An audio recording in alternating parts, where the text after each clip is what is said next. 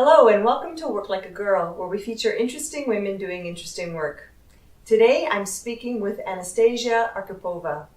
She's going to talk to us today about working as a software developer, but before we do that, I'd like to ask Anastasia, how did you get into being a software developer? I look at your background and you have a Bachelor of Science in General Physics, you have a Master of Science in Theoretical Physics, and you have a Master of Science in Geoinformatics. How do you go from that, which is also a male-dominated profession or discipline, to software development?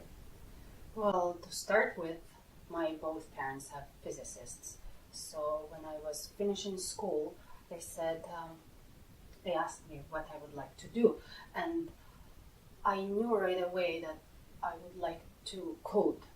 Or program rather, that's the verb we used in Russian at that time. And that's what I told them. And the closest I could go to software development was a bachelor's in applied mathematics. So I said I really would like to go and do bachelor's in applied mathematics.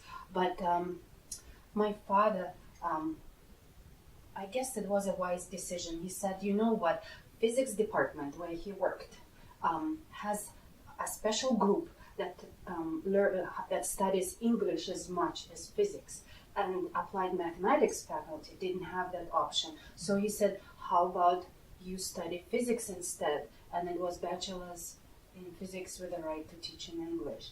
I wasn't too happy about it, but I agreed that learning English was a wise idea. And before I knew it, I also did master's. And then I had a terrible, it was a very difficult economic time, and there wasn't many jobs available to physicists. So I got myself a job as a secretary to a very arrogant banker who also appointed me to fix printers and stuff. And since I knew English, I was also doing translation and interpretation, English, Russian, and that.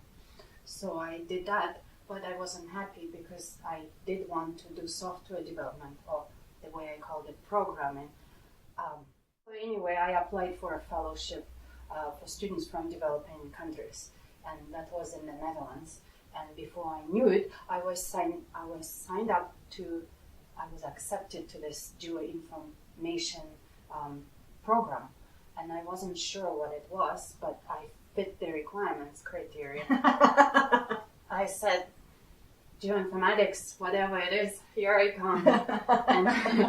But that's when I was writing my thesis, that's when I got a chance to learn Java programming language, and I wrote a little program as a part of my thesis work.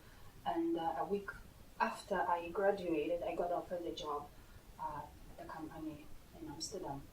So tell me then, what does a software developer do? What does a typical day or a week or a month look like, or a project? What does that look like? I think on the outside, if you just look at the person who's doing software development, you would see them sitting a lot, staring at the computer screen and not necessarily even typing. But in general, software developers never work alone. Software developers have support of other types of people. A software must help solve a real-life workflow problem. And like I say, then they sit for hours, sometimes for days, in some cases, and they try to figure it out. Sounds like you have to have a lot of patience to do and this ability work. to focus. So what surprises people the most when they find out what you do for a living? I do agree people get surprised. And I think because they get surprised because they don't expect a woman to do software development. And it's something that exists in our society. Just like I was surprised when once on my flight from Victoria to Vancouver, the pilot of that little float plane was a woman, and I was for a moment very worried about my flight. And then I thought, how could I doubt that she is what kind of pilot she is? And she was great. I mean, she just did her job, but then at the same time, she was a woman and very feminine, and she was very excited about the whales she saw while we were flying over the water. And I remember feeling ashamed of myself for my thoughts. And that's what I sometimes try to avoid when people ask me what I do for a living. I give them a vague answer because I guess I don't want them to feel the same kind of feelings. Or I don't want to explain in great details, especially if people are not technical. So even we ourselves tend to have these biases or these preconceived ideas about what men and women do. I think we need to speak up so that we can start to break some of those biases. I agree with you, Angela. I just recently, someone who is working in technology themselves, they asked me what group, what team I was on, and I told them, and then they said, "Oh, you are in QA," which means you are a tester, because most often when you see a woman in a software development company, it's going to be a person who is testing the software. And I said, no, I'm a developer. And I thought I should have given him a better answer from the start. Why did I always try to be so vague about what I do? I could have said, I'm a developer in this team, but I said, I just mentioned the team name, and that's all I did. And you are right, we have to be upfront. I think we should be proud of what we do, and we shouldn't downplay it. That's so true. We sometimes believe that the female has the more entry level role of whatever the field is, and that's something that we have to work hard to get past those stereotypes. And the more that we speak up about what career options are available, and the more that we know successful women who are in those fields, I think the better it'll be and easier it'll be to get past those biases. So earlier off camera, you were saying to me that there are only 4% of the software developers are women in your company. What do you think we need to do to get more women in software development, and why are there so few women in this field? I think it starts in the very beginning. When we raise girls, we perhaps subconsciously make that decision to position them for certain types of careers. We praise them when they do beautiful crafts, you know. True. We tell everyone. We praise them when they are good at something, you know, around the house, doing something around the house, they're cooking.